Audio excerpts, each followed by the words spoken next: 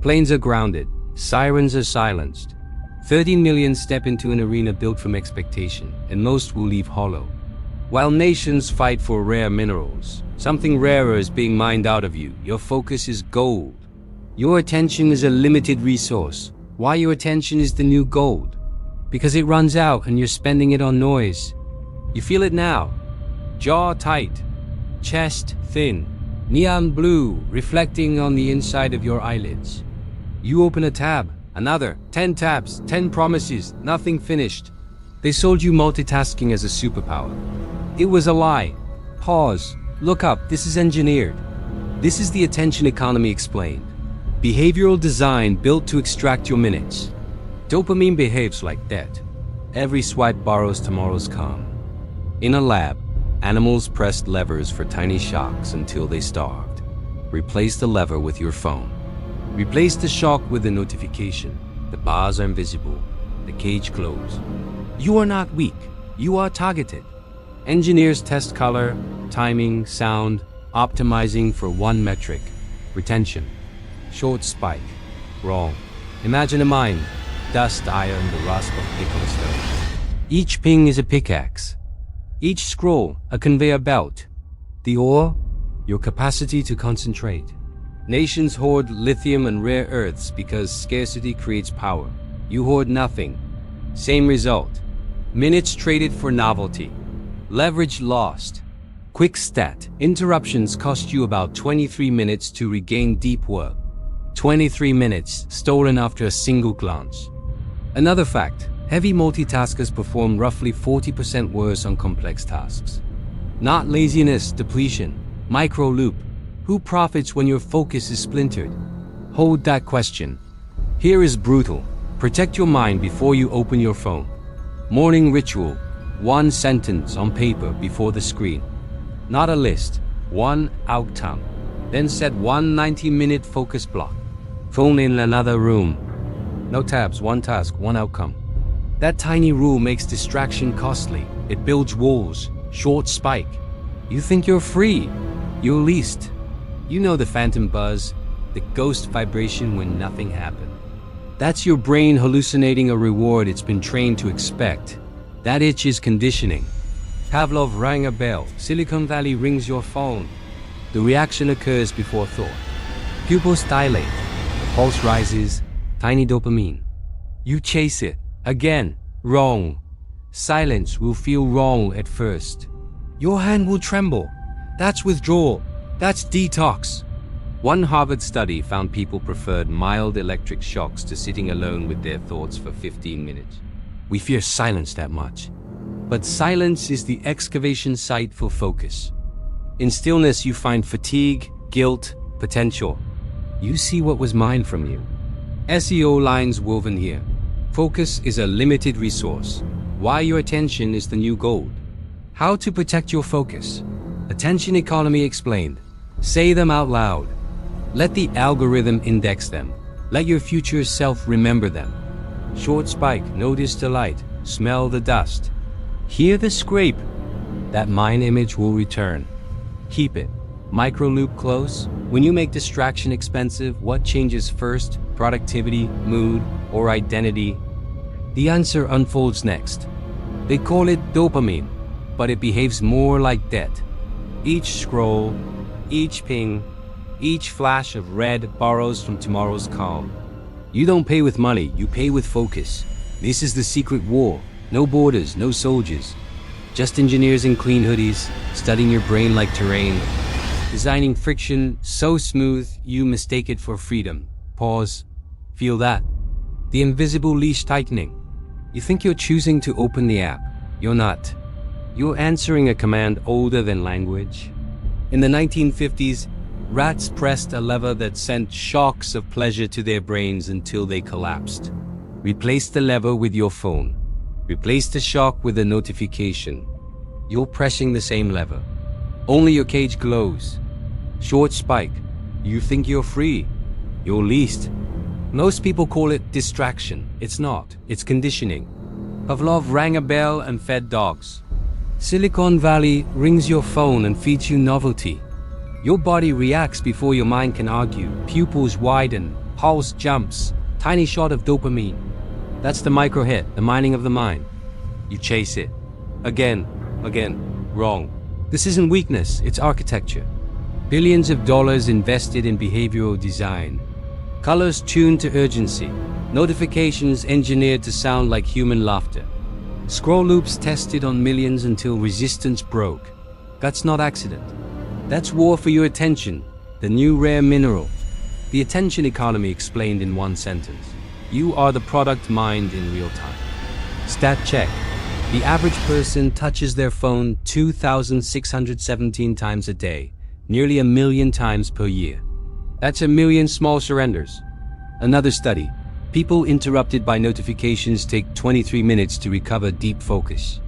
Multiply that by a lifetime. That's decades gone. Short spike. Every tap is a transaction. I used to think I just lacked discipline. But then I met an engineer from a major app who told me, we shape time, not metaphor, metric. They measure attention like oil, drilled, stored, and burned. The only difference, you never signed the lease. Smell the static before your phone vibrates. That phantom buzz, your brain hallucinating a hit. That's proof the mine is drilled deep, the wiring changed. You've been rewired to crave distraction. Here's the dark science. Dopamine isn't pleasure. It's anticipation. It's the chemical of almost you never arrive. You just reload. The loop never ends because it's not meant to. Apps survive by keeping you unsatisfied. That's why the feed never stops. Infinite scroll is infinite hunger. Micro loop. What happens when you stop feeding it? What fills the silence when you starve the machine? Hold that. You'll need it soon. Pause. Take a breath. Hand on your chest. Feel that rhythm? That's energy. That's the same power they're mining, neural energy measured in microvolts.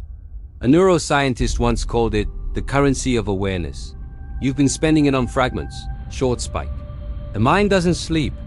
Neither do you. Science check. Heavy multitaskers show reduced gray matter density in the anterior cingulate cortex, the brain's control center for attention. Translation. Distraction shrinks your ability to resist distraction. The more you chase stimulation, the less you can choose.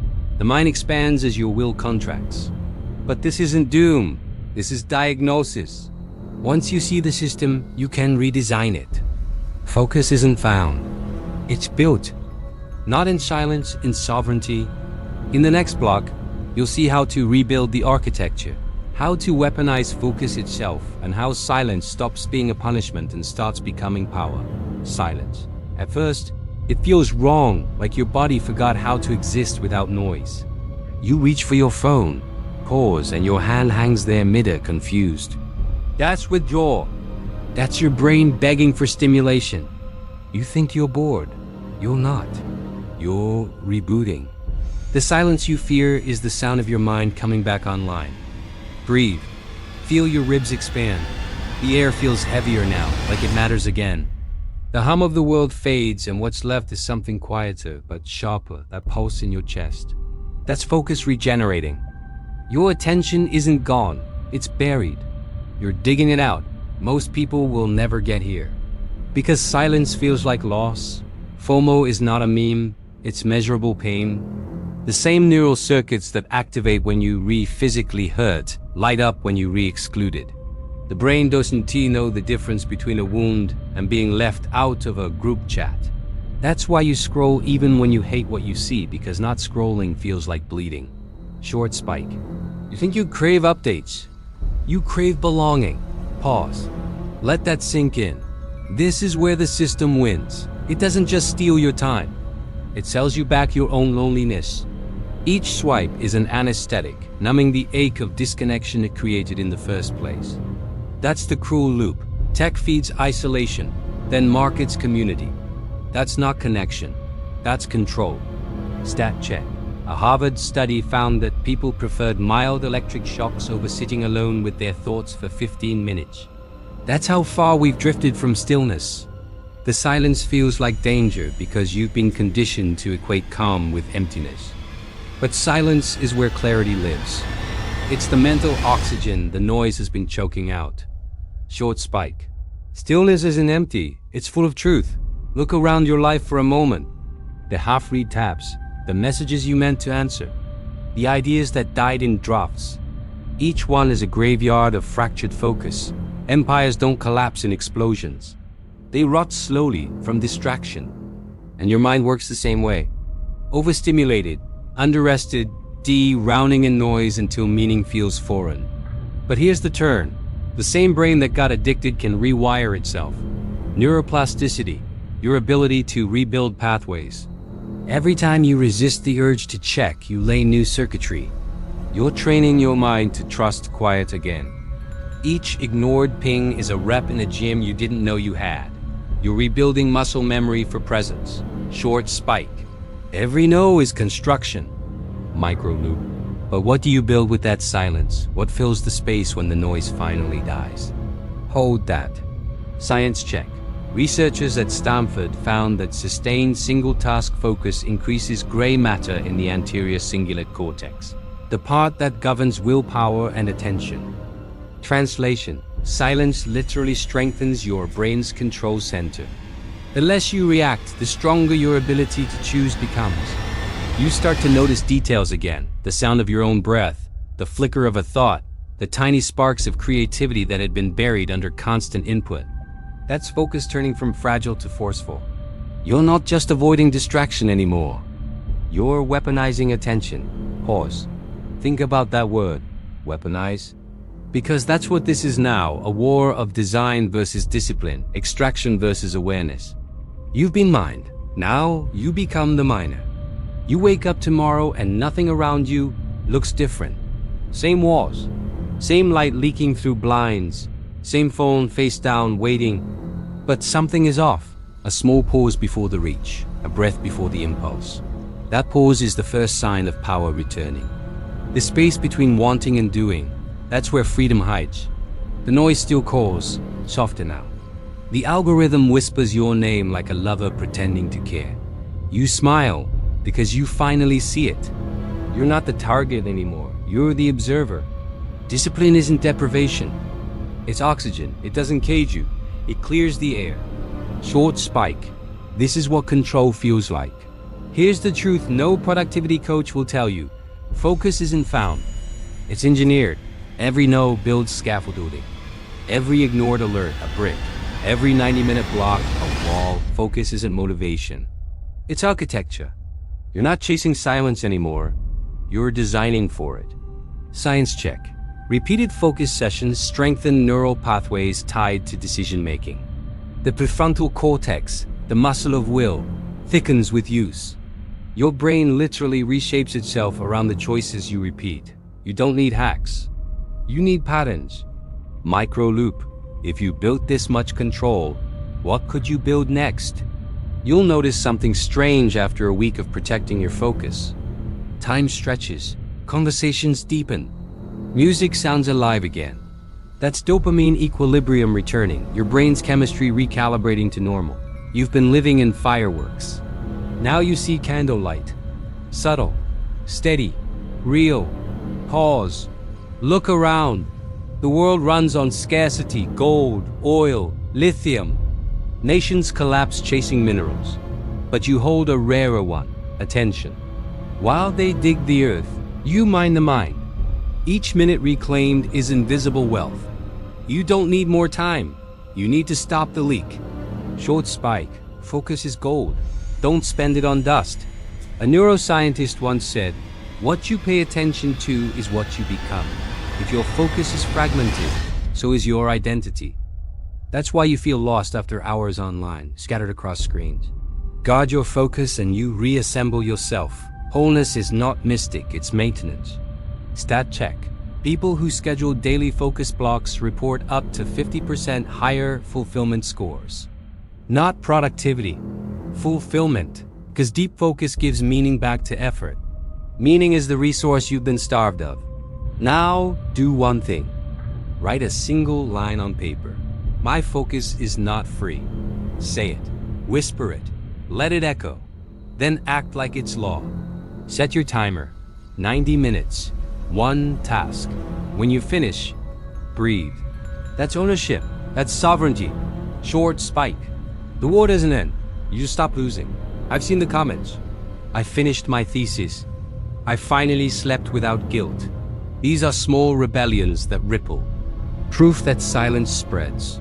You're not alone in this. We're rebuilding the empire together, one quiet act at a time. Now, think about this. You've reclaimed attention. But what about the burnout that waits beneath it? The exhaustion coded into your biology. The next war isn't on your screen, it's in your cells. The hidden cost of endless alertness. Next video we go there, where burnout hides inside your own chemistry. Before you go, open the description. You'll find the books that built this armor, words that taught me how to weaponize focus, how to think clearly when the world screams. Read them, build with them. Comment, I see you, not for me, for yourself. That's your signal. The moment you stop being mind,